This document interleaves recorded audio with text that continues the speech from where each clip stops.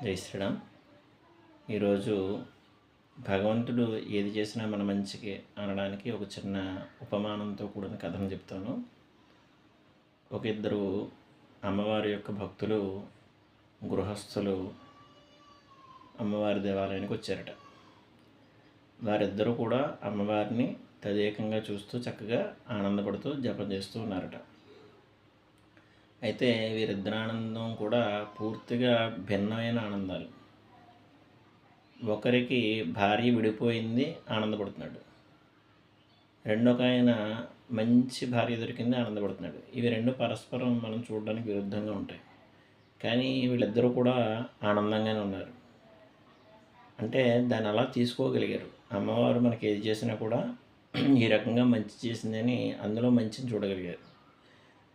కారణం, ఒక ఆయన జపం పూర్తయిన తర్వాత అమ్మవారిని చూస్తూ తను ఇలా ధ్యానం చేసి అమ్మవారికి కృతజ్ఞతాభావాన్ని తెలిపెట్ట. అది ఎలా అంటే, అమ్మ నాకు గయ్యాడి భార్యని ఇచ్చావు కదా, ఆవిడ చాలా విసుగ్గా ఉండేది, పూజలు పురస్కారాలు చేసేది కాదు, భక్తి ఉండేది కాదు. ఆవిడ అలా చేయడం వల్ల నేను కూడా పూజలో ఇంట్రెస్ట్గా కూర్చోలేకపోయేవాడిని, దృష్టిని కేంద్రీకృతం చేయలేకపోయేవాడిని. అయితే కొన్నాళ్ళుగా ఆవిడని పూర్తిగా దూరం చేసేసాను. ఆ కారణం చేత నాకు అలాంటి గయ్యాళి భార్యని ఇవ్వడం వలన నేను ఈరోజు చక్కగా ప్రశాంతంగా ఆవిడ నుంచి దూరంగా ఉండి ఎక్కువ సమయాన్ని ఇంకా నాకు కుటుంబం లేదు కాబట్టి వైరాగ్య భావంతో జపానికి కేటాయించడం కోసం నేను ప్రస్తుతం వీలుగా ఉన్నాను. అందుకు కారణం నాకు గయ్యాళి భార్య దొరకడమే కదా. అందుచేత నువ్వు అలాంటి భార్యని ఎందుకు ఇచ్చావని ఆలోచించగా చివరికి ఎక్కువ జపం నా చేత చేయించడానికి నువ్వు అలాంటి భార్యని నాకు ఇచ్చావు, ఇది కూడా చాలా మంచి జరిగింది అని చెప్పి ఆనందం చేశాడు, వ్యక్తపరిచాడు, కృతజ్ఞత భావాన్ని వ్యక్తపరిచాడు. ఇంకొక ఆయన జపం పూర్తయిన తర్వాత ఆయన కూడా అమ్మవారి దగ్గరికి వచ్చాట. ఆయన, అమ్మ నాకు చాలా సంతోషంగా ఉంది, మంచి భార్యని ఇచ్చావు, యజ్ఞయాగాదులు చేయాలని నాకు ఇప్పటి నుంచో కోరిక.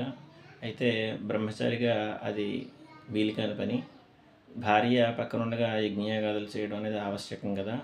ఆ కారణం చేత నాకు మంచి భార్యని, భక్తురాలని ఇచ్చావు కాబట్టి ఆవిడే నన్ను ఏది ఇబ్బంది లేకుండా సర్దేసి హోమగుండానికి కానీ రోజు దేవతార్చనలు కానీ చక్కగా సర్దేసి ఆవిడ నాకు ఎంతో సహకారంగా ఉండడం వలన నేను మరింత సులువుగా పూజ చేసుకోగలుగుతున్నాను.